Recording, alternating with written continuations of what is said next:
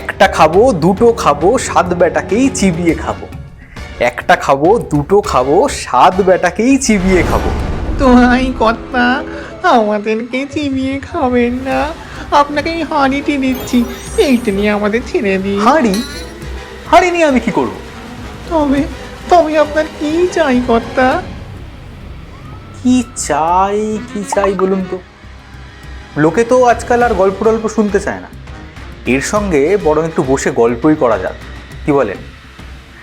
মানে আমার কিছু চাই না, দুদণ্ড সামনে এসে বসুন, একটু গল্প বলি।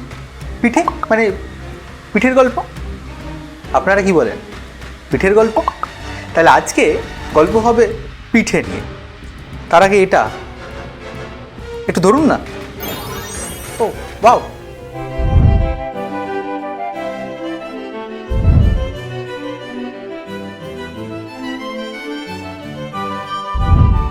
এই যে এই শীতকালটা পড়লেই না ক্যালেন্ডারে পৌষ পার্বণের দিন খুঁজি, কারণ এই পৌষ পার্বণ আর যার কাছে যাই হোক, আমাদের কাছে তা পিঠে পার্বণ।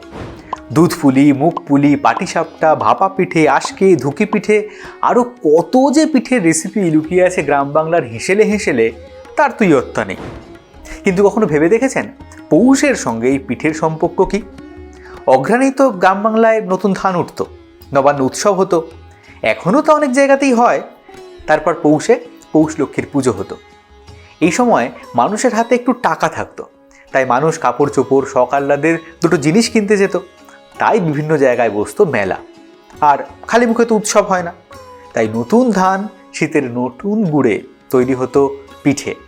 আর এভাবেই পৌষ পার্বণের সঙ্গে বহু যুগ ধরেই আষ্টে পৃষ্ঠে জড়িয়ে গেছে আমাদের এই পিঠে। তবে পিঠে যে শুধু পৌষের তা কিন্তু নয়। প্রাচীনকাল থেকেই বাঙালির মিষ্টি বিলাস মানে যেমন নানা রকম সন্দেশ, তেমনই সেখানে রয়েছে রকমারি পিঠে। আসল কথাটা তো পিঠে নয়, পিঠা, যা এসেছে সংস্কৃত পিষ্টক থেকে, যার অর্থ হচ্ছে পিষ্ট।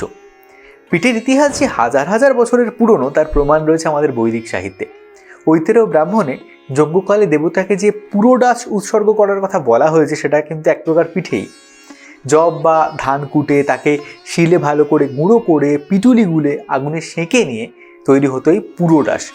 ব্যাপারটা সরু চাকলির জাত ভাই ছাড়া আর কী হবে বলুন তো? বাংলা সাহিত্যের প্রাচীন পুঁথিপত্র তো তেমন পাওয়া যায় না, তবে যবে থেকে পাওয়া যায় অর্থাৎ মধ্যযুগ, সেখানে কিন্তু এমন একটা কাব্য আপনি পাবেন না যেখানে মিষ্টির কথা এসেছে অথচ পিঠের কথা নেই। এই যেমন ধরুন, কৃত্তিবাসী রামায়ণে বাঙালির মেইন কোর্স শুরু হয়েছে যে মিষ্টি দিয়ে, তা কিন্তু বিভিন্ন পিঠে।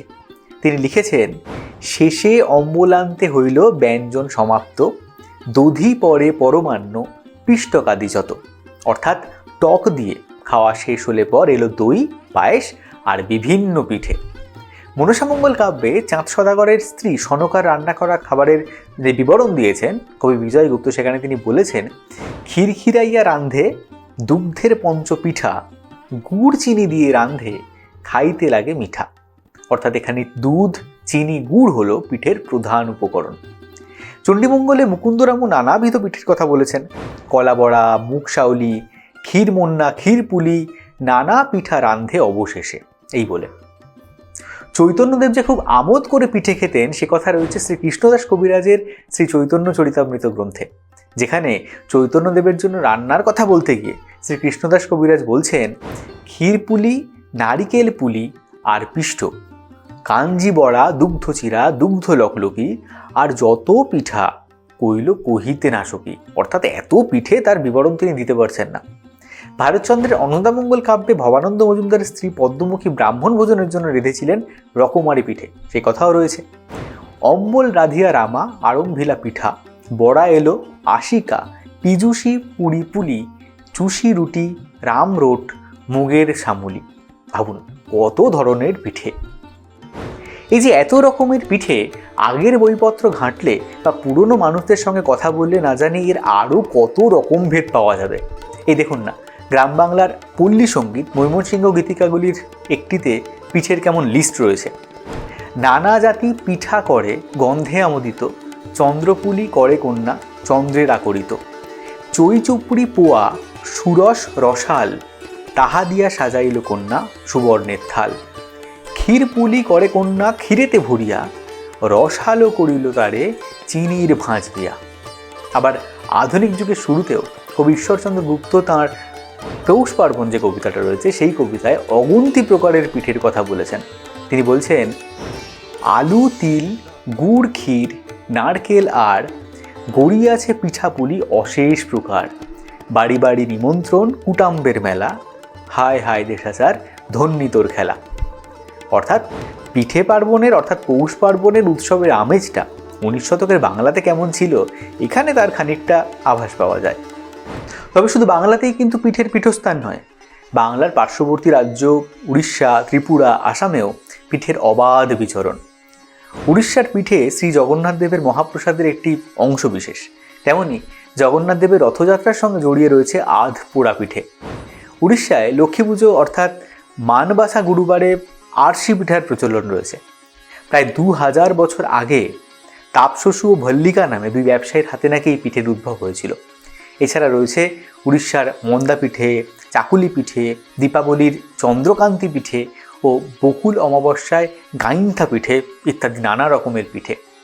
আসামেও পিঠে তৈরি হয় বোড়াশুল নামের এক বিশেষ ধরনের আঠালো চাল থেকে। তা দিয়ে আসামে তৈরি হয় কাচি পিঠে, ঘিলা পিঠে, চুঙ্গা পিঠে, টেকেলি পিঠে, তিলা পিঠের মতো নানা ধরনের পিঠে। এছাড়া বিহারেও বিশেষ করে ভোজপুরি অঞ্চলে গোধন উৎসব উপলক্ষে যে পিঠে বানানোর রেওয়াজ রয়েছে এটা আপনারা নিশ্চয় অনেকেই জানেন।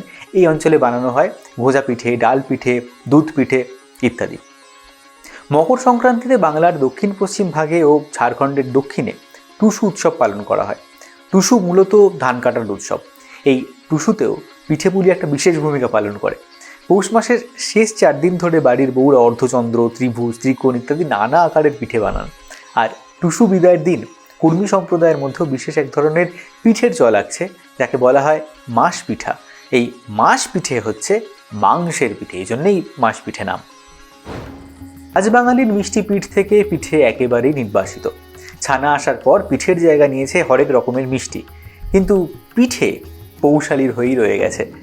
বাড়ির হেঁসেলে তার যাতায়াত কমে গেলেও মেলার ফুড স্টলে বা পৌষ পার্বণের সময় মিষ্টির দোকানে পিঠে সম্ভ্রমের সঙ্গে এখন উপস্থিত থাকেন। তবে সেই টেস্ট কি আর বাড়ির মতো হয় আপনি বলুন? তাই আপনার হেঁসেলে আমাদের এই ঐতিহ্যকে বাঁচিয়ে রাখবেন। আমি ও আপনি তো ভূত। ঠিক আছে, যারা মানুষ তারা মনে রাখবেন। এবার তবে আমি যাই। যান, মনে হচ্ছে খুব বোর হয়েছে। যাক, গল্প তো বলে নিয়েছি। ইস, লাইক আর শেয়ার করার কথাটা বলা হলো না। যাক, ভূতেদের আর কি বলবো, মানুষরা যখন আছেন তখন ঠিকই করবেন। এখন যাই, পিঠে খাই গে। আরে সেই পিঠে, আরে চলে গেছে তো কি, পিঠেটা দিয়ে গেছে। যাই খেয়ে নি, পরে দেখা হবে পরের পর্বে।